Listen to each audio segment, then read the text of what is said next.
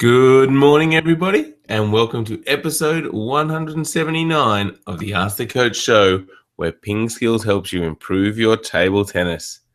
179 days of the year are even. Today, we're going to discuss the interesting results from the Polish Open World Tour event. In the questions, we'll talk about the finish position of the forehand topspin, washing a table tennis ball, drills you should practice before a tournament, stopping an attack, and ball selection. I'm Jeff Plum, and as always, Super Coach Alois Rosario is here with me to answer your questions. Welcome, Alois. Morning, Jeffrey. How are you this morning?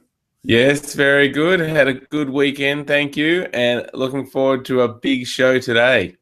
Excellent. Good to hear. Me too. Yes, absolutely.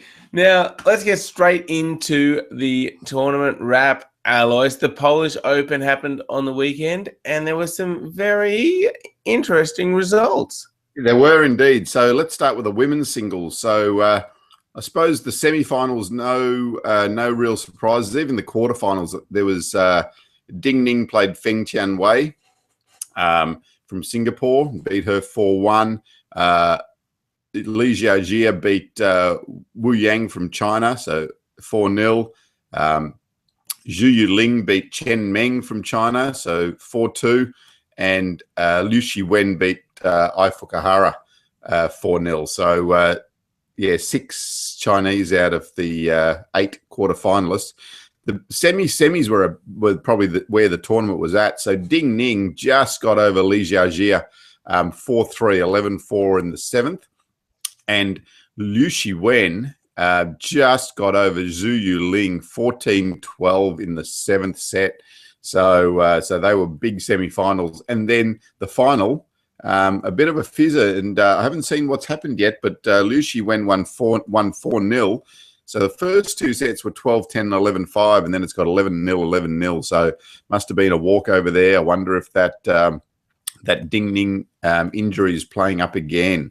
So injury there. And in the men's singles, more injuries. So Ma Long, last week we're talking about, is he invincible? This week had to give a walkover to the local Jacob Dijas. Wow! So we were asking recently, who could stop him, Alois? Maybe it's his own body. Maybe, and that it does seem to be the one, doesn't it? I mean, he had to pull out a couple of tournaments ago, then won the Men's World Cup in devastating form, and now again had to pull out of the Polish Open. So, so interesting times there for Ma Long, and I wonder if it's himself that might be the biggest problem. But then the other big surprise was, I suppose, Stefan Figueroa got through that part of the draw because, I suppose, of Ma Long's injury.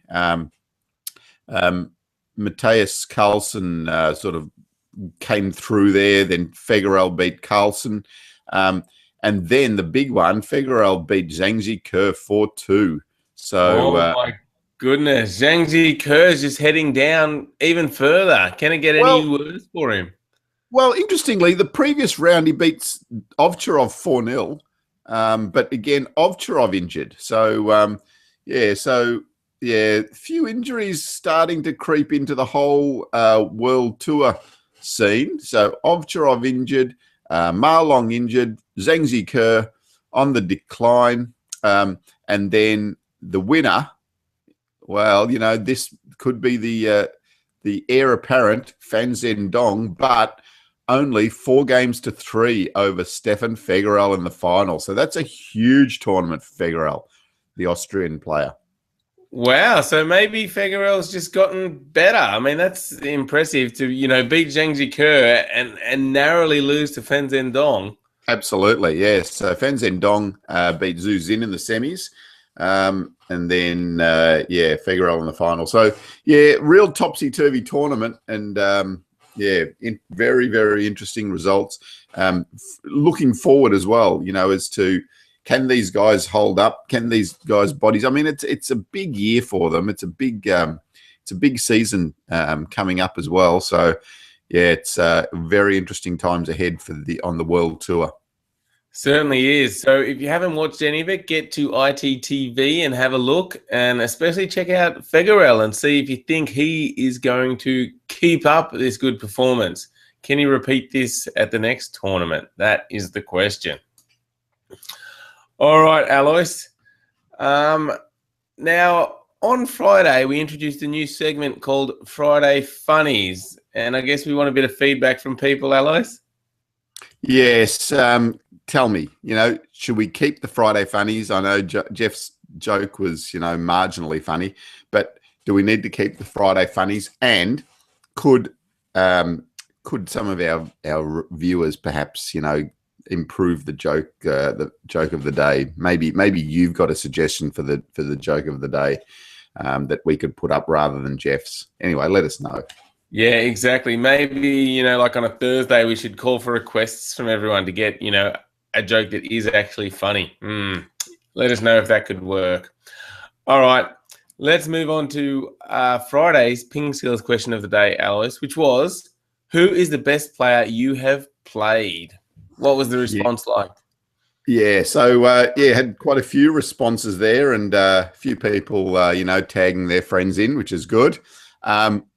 So Trevor Hirth said that Sam von Einem and Peter Rosenmeyer, so both in para table tennis.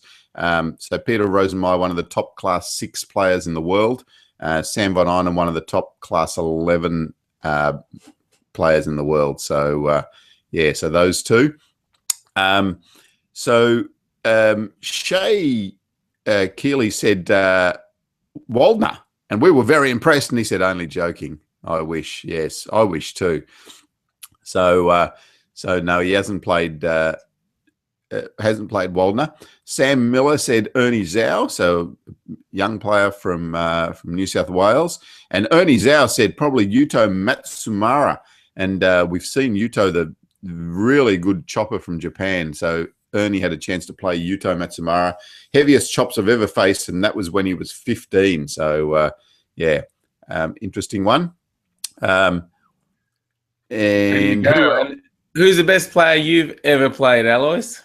Definitely Zhang Jiliang. I played Zhang Jiliang in 1986, and he won the World Championships in 1985 and 1987. So played him sort of in the middle of that at the Asian Championships, and boy, he was something else. Like nothing I could do hurt him at all. I felt at that stage of my playing, I was really good with forehand topspin to block, and I felt like I could, match it with a lot of players if I got in with my forehand topspin. But Zhang Jike was just like, he was reading a newspaper in between shots. He was just like, sitting there and blocking them and smashing them back whenever he wanted. So Zhang Jiliang, you mean, not Zhang Jike? Oh, sorry. Yes, sorry, definitely Zhang Jiliang, not Zhang Jike. He wasn't born, I don't think, in those days. There you go. Yes. Well, the best player I played was probably Ding Song, Alois, the Chinese chopper. And again, the same thing. Nothing I did made any difference to him. He seemed to have so much time, didn't even seem to need to focus that much. And he was just incredible. He was almost the first of the modern defenders, Alois. Had an incredible chop and then this amazing forehand topspin as well. So he pretty much destroyed me. Yeah, he was. He was the first of the modern choppers, really, isn't he?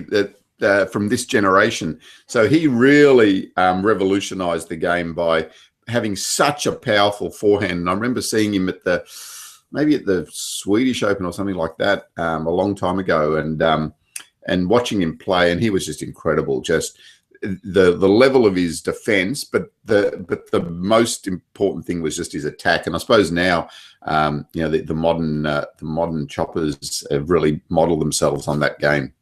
Yeah, certainly.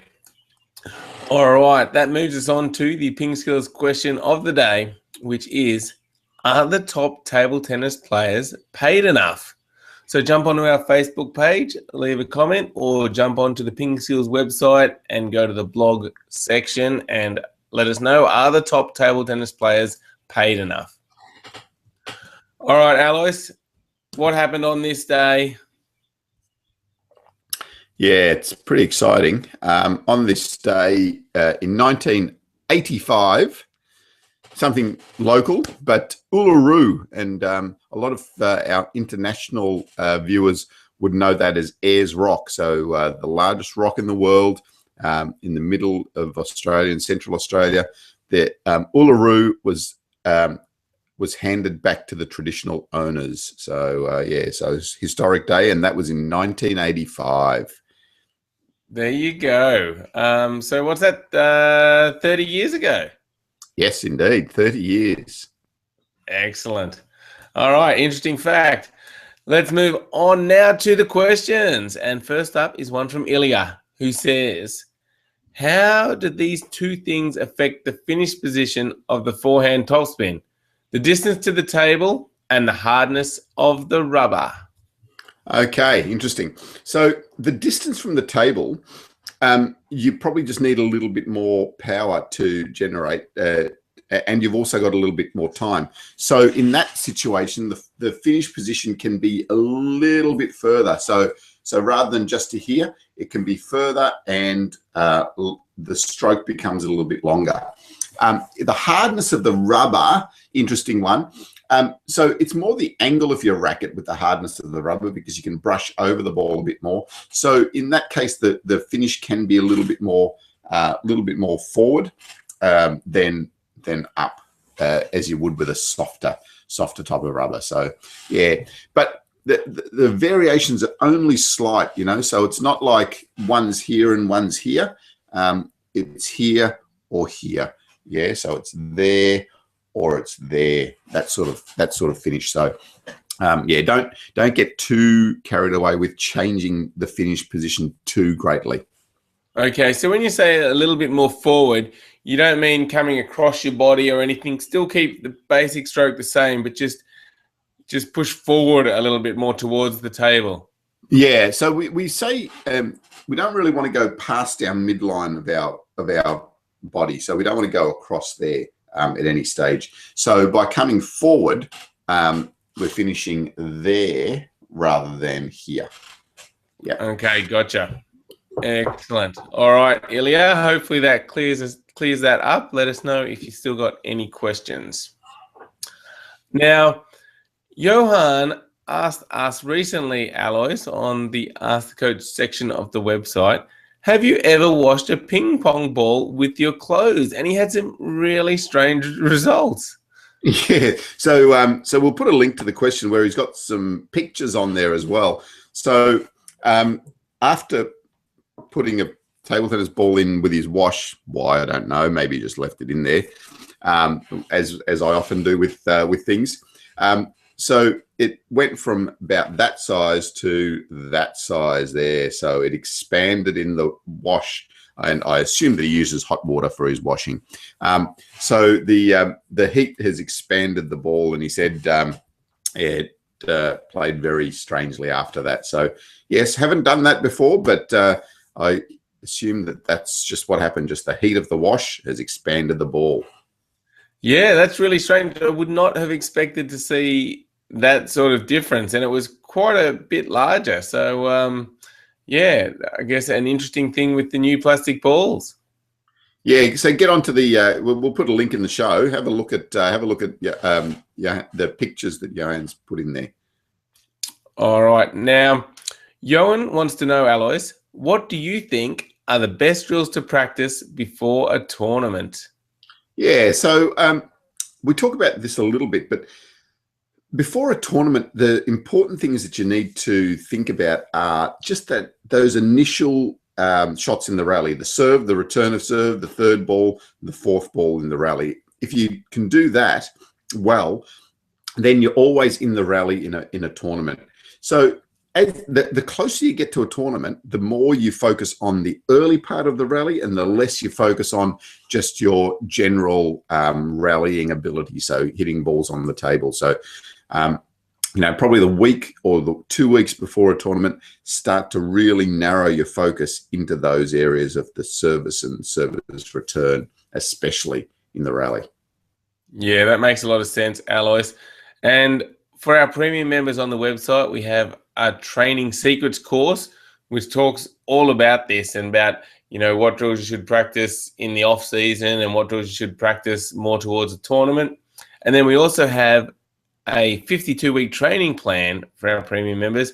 And the last 8 weeks of that are all about tournament preparation, and where we give you some really good training sessions each of those 8 weeks that help you get ready for a tournament, doing exactly what you talked about there, Alois. All right. Next up is a question from Thies, who says, I push as short and low as I can, but this guy is waiting and spins the ball even 1 inch behind the table towards my forehand.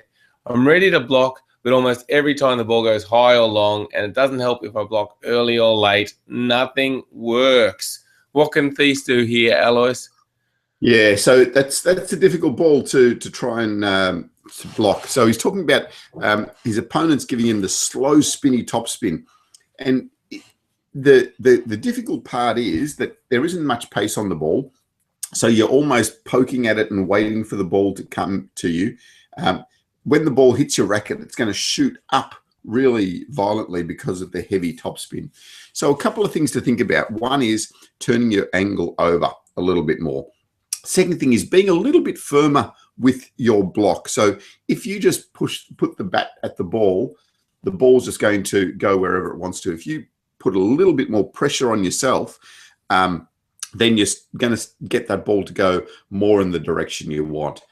But if you have a little bit more time, you can then also start to think about experimenting and just brushing over the top. So counter top spinning the ball, or taking a bit more time and even giving it a bigger top spin. So a couple of options there for you, but it is a difficult ball because it's moving through the air so slowly.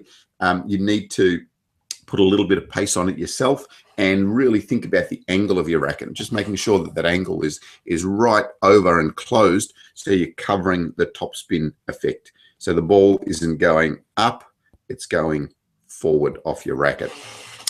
We've got a good lesson on this in our strokes and technique section on how to counter the slow spinny topspin. So we'll put a link in for that, and have a look at it, and it gives you some really good options on both the forehand and the backhand, and it'll just show you how to do it well.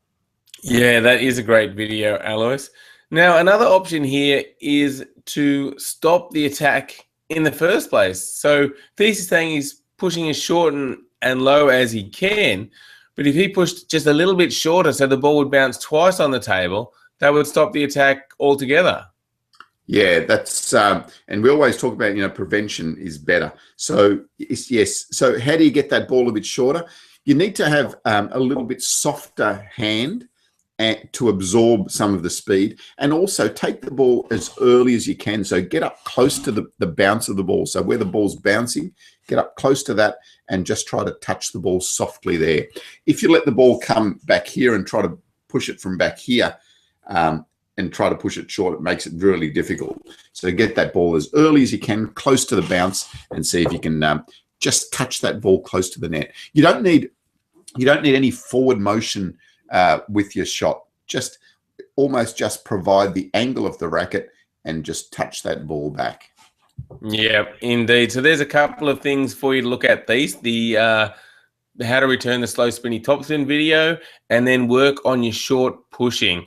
And a lot of people don't practice this enough. They'll practice their forehand top spins and their backhands, but the short push is such an important part of the game. So, maybe just spend 10 minutes in a training session just playing short push to short push and just improving that part of your game.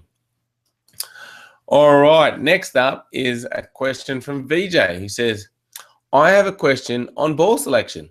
Since the new balls are now made of plastic, there are many to choose and most have different bounces and speed. Further, this affects my speed and timing. So is there a standard test we can use to test these balls? Yeah, there isn't really that's easy to do, but one thing, the things that you need to look at are how firm the ball is. So if it's hard to demonstrate here, but I'm putting, quite a bit of pressure. So this would almost break an egg, that sort of pressure. If I'm doing that and the ball's caving in, then it's a little bit too soft. This one you can see is quite firm. And you need to do that in a few different spots. So press in on a few different spots. If you just press one spot, it might be firm, but it could be soft in another spot. So that's the first thing. Just make sure you're pressing all the way around and just nice firm pressure and see if the ball caves in. If a ball caves in, it's going to have some soft spots, and therefore when it bounces, it's going to bounce a little bit strangely. The other test is the spinning test. So what you need to do is put the ball on the table and then just spin the ball around so that it's spinning on its central axis there. And then have a look over the top and you'll be able to see whether the ball is round or not. So if you see the ball wobbling a bit, then the ball isn't very round. If the ball has a nice even spin, then it would be round. So again, the two things to test for are the hardness and the roundness of the ball. So if you can get those two things pretty good, then the ball will tend to be quite good as well. Yep, and we do have a video on ball selection, which was we filmed it when the old celluloid balls were still the only type you could get, but I guess those tests are still valid, Alois. And one other thing, I guess we found the new plastic balls seem to be a bit harder in general. Is that your experience? Yeah, not necessarily harder all the time, but they're definitely getting better. You know, I'm seeing some more balls that are better and usable and almost like the old celluloid ball. So yeah, I think that manufacturing is definitely getting better. Maybe still not consistent, which is where we need to try to improve it, but it definitely feels like it's getting better. And you know, Nataku's got the Nataku Premium, which everyone says is, you know, as good as the old celluloid ball and really consistent. So yeah, that's something to look for, but they're not that readily available. So I think demand is outstripping supply with those. So okay. And I've heard a few good things about the butterfly balls as well. So hopefully the manufacturers are now, starting to get on top of this situation.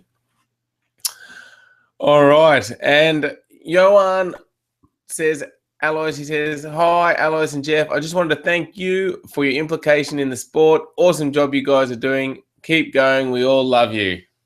Thanks. Thanks, Johan. That's great. Well, what a great way to wrap up episode 179. Thank you all for watching. Make sure you go to pingskills.com, sign up for a free account. We've just actually made 11 of the premium videos that were in the strokes and techniques section available for free members. So sign up for your free account and you'll be able to watch all of those, including the advanced forehand topspin. So check them out. And thank you, Alois, for answering all the questions. All right. No worries. Bye, Thanks, everyone. Jeffrey. Have a great day, PingSkillers, and we'll see you tomorrow. Bye.